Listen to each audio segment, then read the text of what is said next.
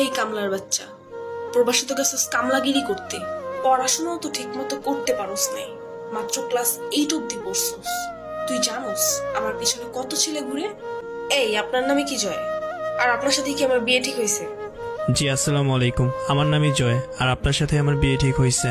আসলে আমি তো দেশের বাইরে থাকি, আর বাসায়ও মা একা থাকে। মায়ের শরীরটাও ভালো না, সেরকম মায়ের সাথে কাজ করার মতো, মাকে খাওয়ানোর মতো কেউ নাই। তাই বাসা থেকে চাইতেছে আমাকে বিয়ে করিয়ে মাকে দেখাশোনা করার জন্য বাসায় একটা বউ লাগবে। আর এই জন্য আমার জন্য আপনার বাসার সম্বন্ধ আনছে। আচ্ছা আপনি এটা বলেন তো, আপনি কোন ক্লাস অব্দি পড়াশোনা করছেন? সত্যি করে বলবেন কিন্তু। না মানে সত্যি কথা বলতে, ছোটবেলা তো বাবা মারা গেছে, আর বাবা মারা যাওয়ার পর সংসারের সকল দায়িত্ব আমার কাছে চলে আসে। তাই বেশি দূর পড়াশোনা করতে পারি নাই।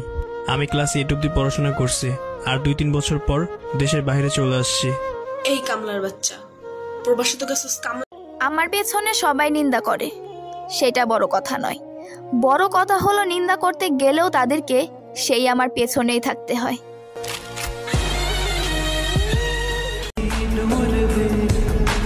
ক্লান্ত হয়ে গেছি মানুষের অভিনয় দেখতে দেখতে। অভিযোগ নয়, অভিজ্ঞতা থেকে বলছি। বেশি গুরুত্ব দিলে মানুষ সস্তা মনে করে।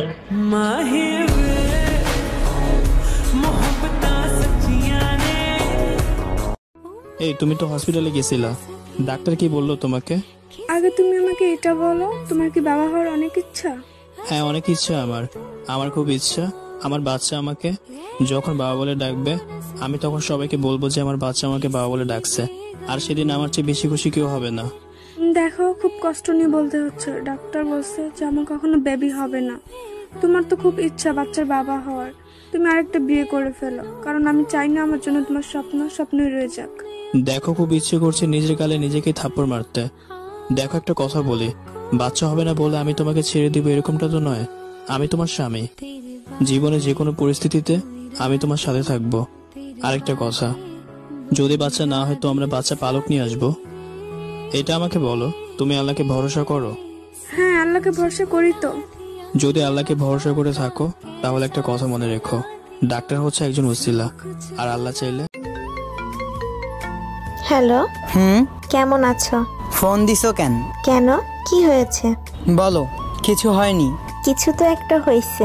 কিছু হয়নি বললাম তো। বলো না। কতগুলা ফোন দিছিলাম, কই ছিলেন আপনি কালকে?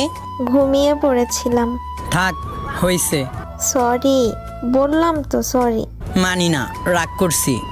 আচ্ছা, এই কথা? এই কথাই। শোনো না।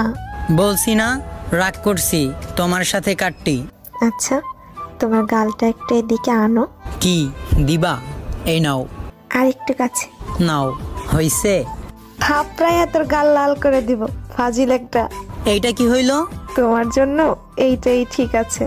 রাগ ভাঙছে? তোর সাথে কাটটি, আমি কি ভাবছি আর তুমি কি করছো? হ্যাঁ, ইস, আসছেন।